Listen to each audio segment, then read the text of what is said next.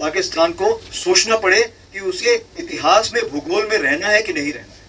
अगर उसे भूगोल में अपनी जगह बनानी है तो उसके लिए उसे जो स्टेट स्पॉन्सर टेररिज्म जिसको हम बोलते हैं, यानी कि उसका देश जो टेररिज्म को स्पॉन्सर कर रहा है उसे रोकना पड़ेगा। গতকাল ভারতীয় সেনা প্রধান তার এক বক্তব্যে বলেন, পাকিস্তান অতিরিক্ত করলে তাকে বিশ্বের মানচিত্র থেকে মুছে দেয়া হবে।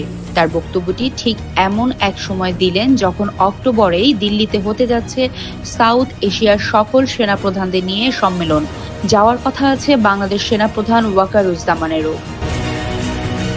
বাংলাদেশে যখন পাকিস্তানপন্থী একটি দখলদার সরকার রাষ্ট্র পরিচালনা করছে, ঠিক সেই সময়ে বাংলাদেশের সেনা প্রধানের ভারত সফরকে নিয়ে শুরু হয়েছে নানা গুঞ্জন।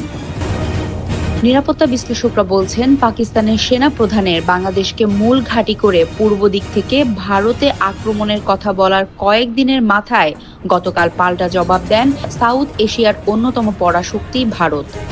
ঠিক এ সময় বাংলাদেশ সেনাবাহিনীর পক্ষ থেকে সেনা প্রধান বা তার স্থলাভিষিক্ত সেনা কর্মকর্তাকে ভারত সফরে পাঠানোর কারণ আর কিছু নয়, ভারতকে আশ্বস্ত করা যে বাংলাদেশে পাকিস্তান ঘাঁটি করতে পারবে না, এমনটাই বলছে নিরাপত্তা বিশ্লেষকরা। আর রাজনৈতিক বিশ্লেষকরা বলছেন, সেনাবাহিনীর প্রতিনিধি ভারত সফরে যাওয়ার মাধ্যমে মূলত নির্ধারণ হতে যাচ্ছে শেখ হাসিনাকে কতটা সম্মান দিয়ে বাংলাদেশে প্রত্যাবর্তন করা যায়। Desk report, বিবাংলা.net।